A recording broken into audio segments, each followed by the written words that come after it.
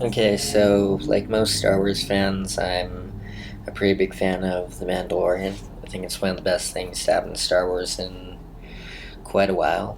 Um, the sequel trilogy wasn't. I think that The Force Awakens was a pretty good movie. The Last Jedi. It might have been good as a what if movie, but there were quite a few things in there that I wasn't particularly fond of. I wasn't a big fan of some of the special effects there. Like some of them look really nice, but some of them looked fairly cheap.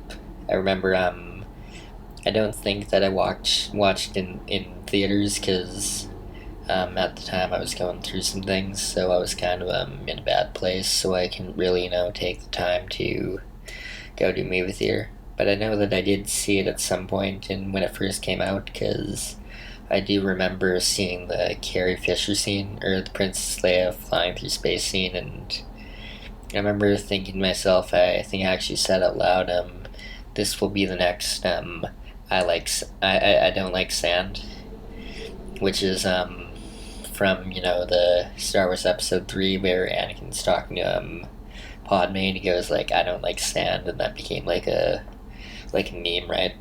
So, yeah, I remember thinking that that's a very stupid scene, and it's probably gonna be like memed, which I was kind of right about that. But I didn't expect to see just so many cringe-worthy scenes in The Last Jedi. Like I get that there's some very smart stuff going on there, some smart themes, but it's it doesn't feel like it was really all that thought out. It feels like a bunch of cool things, like things that look cool in the moment, but fall apart when you apply a little bit of scrutiny to them. One thing that I like to point out is that apparently Ryan Johnson based the airplane, I mean the space fights with the spaceships. He based them on like World War I fighter planes because that's what he was like, used to the most. Not used to. God, started too much. I'm so nervous, but it's what he was more interested in. Well, George Lucas was more interested in World War II fighter planes and stuff. So he based the original trilogy and I believe the prequels on like World War II technology, but Ryan Johnson based his on World War I, and I think that some subconsciously what that kind of led to is feeling like technology in the Star Wars universe kind of went backwards because why is everyone using these World War I style planes all of a sudden? Like that's kind of ridiculous if you think about it. And then like the Rise of Skywalker, that was I feel like it could have been good. Like I did like Palpatine's return, Rey's force powers. Well, she was overpowered. I didn't really have that much of a problem with her being overpowered. It's just uh, at a certain point, I think it got really obnoxious. Like the fact that in the first movie that Leia chose to hug her instead of Chewbacca, even though she doesn't really know her all that well, especially not compared to Chewbacca, right? Although Chewbacca and Leia didn't seem that close in the original trilogy, now that I think about it. Like they were close enough, but not that close. So maybe that's why. I don't know. I'm probably putting too much thought into it. But I do remember when I saw the Rise of Skywalker. What sort of happened was it felt like they took two or maybe three different movies, kind of spliced them together, like very similar movies, and then spliced them together. But I noticed that a few times. Maybe it seemed like characters were referencing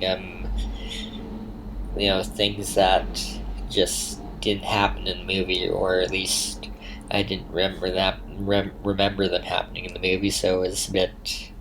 I wouldn't say it was hard to follow, but it did feel a bit weird at times. Um, I think that I think that the Force Awakens was probably the best of the sequel trilogy. I think Rogue One was overall the best movie in the Disney Star Wars movie universe. I think that after the Force Awakens, The Last Jedi is probably the second best film on a technical level, but um, I think it was a failure on a level that I don't think that anyone really understands. Like, I remember for like a full year after The Last Jedi came out, Last Jedi hate was like trending on like Twitter and YouTube. Like, I know people want to say it's like a small vocal minority of fans who are pissed off at The Last Jedi, but I remember it being a legit cultural phenomenon to hate on Last Jedi, and it would it strikes me as it would strike me as being I guess ignorant if you were to say that was just like a small vocal minority of fans who were pissed off at The Last Jedi, because that really was not true. It was like I remember I was working at UBC A&W graveyard shift one night, and just checking the record. And I remember I was talking with a friend of mine. We were both working in the kitchen at the time because it was a busy fraternity party night at UBC. So we were talking about The Last Jedi, and all the college students in there, well, not all of them, but enough of them, they heard us and they were like, yeah, The Last Jedi sucks, or The Last Jedi didn't make sense. So, if you could go up to a random person on the street and say, like, The Last Jedi wasn't very good, or I didn't like it, and have them, like, agree with you to an extent, I think that says more about The Last Jedi than Mahler could say in, like, his 3 hour long videos about the subject. I'm actually not that big a fan of Mahler. I appreciate how much work he does, but I just got a bit tired of him at a certain point. So I'm just gonna like vitamin water.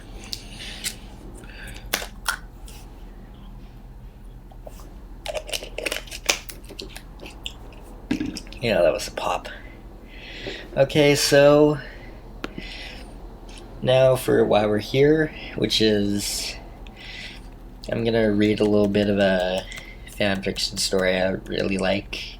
It's not particularly good, but I'm a sucker for this kind of romance story. It's a Poe Dameron x BB-8 like shipping story. So basically, BB-8, he's like shaped like a ball, So what happens is Poe Dameron, I believe he gets like injured or something. So he has to use an exercise ball to help himself heal. And BB-8, is shaped like a ball, right? So he's like, why don't you use me as your ball, Poe Dameron? And it's goofy, but I like it. I'm just gonna read a bit for you.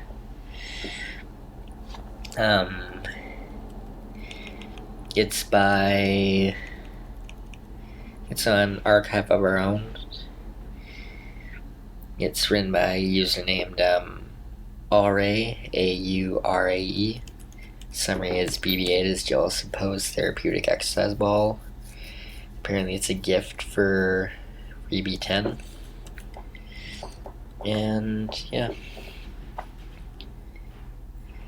Just gonna read the first bit here. Sorry BB-8, just give me another 20 minutes. BB-8 beeped an impatient string of binary at his favorite human, the Resistance pilot Poe Dameron. Dr. Colonia needs the back to suits held in reserve for serious injuries as mine aren't, thankfully. She says that 3 standard weeks of daily therapeutic exercise should be more than sufficient. Don't worry, I'll be back to factory condition in no time, buddy. BB-8 rocked back and forth, indecisive. He should be out on the airfield helping prep Black Wind for launch, but why don't you wait over there, Poe suggested, gesturing toward a far corner of his personal quarters. As long as you're on the way, it's fine.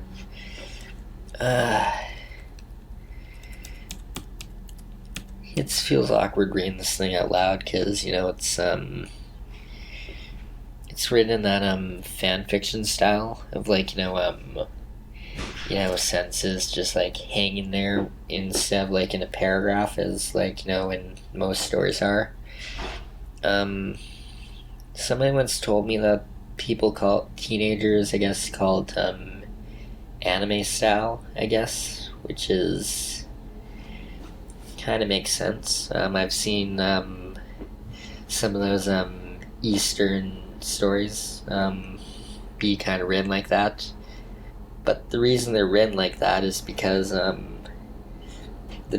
intended audience isn't particularly strong with like English, as a language, so it has to be like more simplified for them, right? Or else they won't be able to, they'll be able to understand it, but it'll be more of a struggle for them. And you read books for fun, you don't read them to, struggle with it. I mean, unless you're a certain type of reader, which mainly I am. I do like reading those weird kind of challenging stories. I'm a big fan of James Joyce. Sometimes I'll read Finnegan's Wake, and just, I wouldn't call it a particularly engaging book, but I like imagining what James Joyce was, thinking about when he wrote the story. To me, it's like fascinating. It's like maybe Cop Killer, right? I don't think that Cop Killer is particularly good, but it's funny seeing I believe it's Harvey Keitel and John Ladden. John Ladden, better known as Johnny Rotten. So they're in that movie, and most of the movie is just them kind of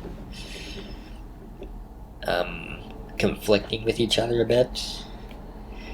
And it's kind of funny to me because John Ladden's actually, taller than Harvey Keitel, and he looks a bit stronger than them. But Harvey Keitel in the movie, his character is portrayed as being stronger than John Ladden. So when they do fight and stuff, it's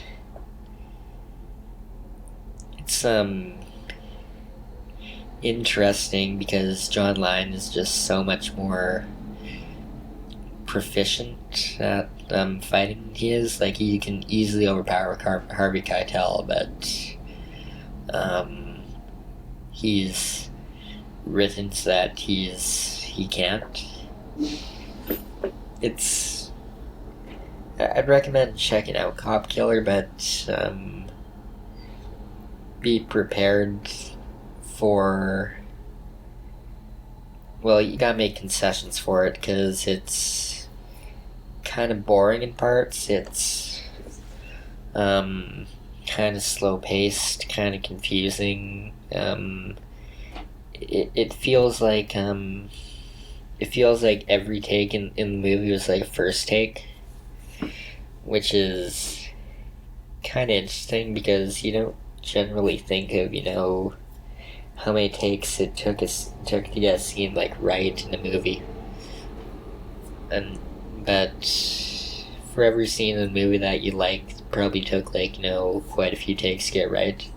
And if they just used the first take because they couldn't afford to do any others, then pretty much all of your favorite movies would have probably sucked to an extent.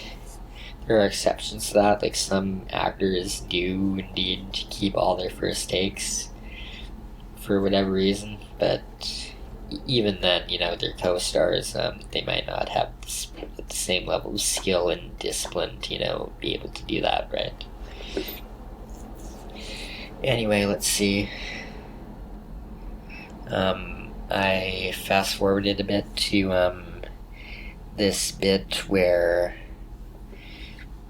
BB-8 tries to, I guess, kind of seduce Poe. Spoiler alert, it's in the fanfiction, it's real, that was all a dream. But I'm just gonna read this here. Poe gasped and began to thrust instinctively. The application of some silicone-based cybernetic lubricant to the tool bay made Poe moan BB-8's name and thrust faster and deeper. This was delightful.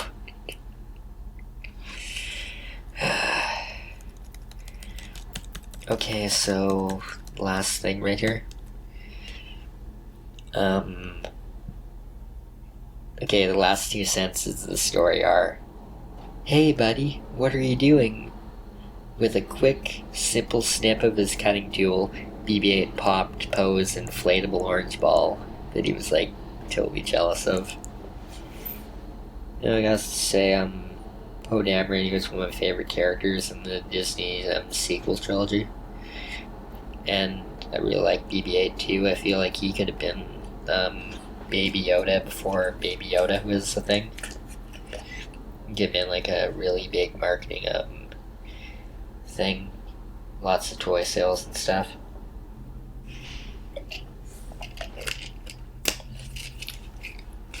I think that if the sequel trilogy was handled better, Poe Dameron and BB-8 would have been kind of like the Mandalorian Baby Yoda before the Mandalorian Baby Yoda were a thing. And maybe the sequel trilogy would have been held in higher regard. But that's enough for today. Hope you enjoyed this little casual chat, stuttering and all. See ya.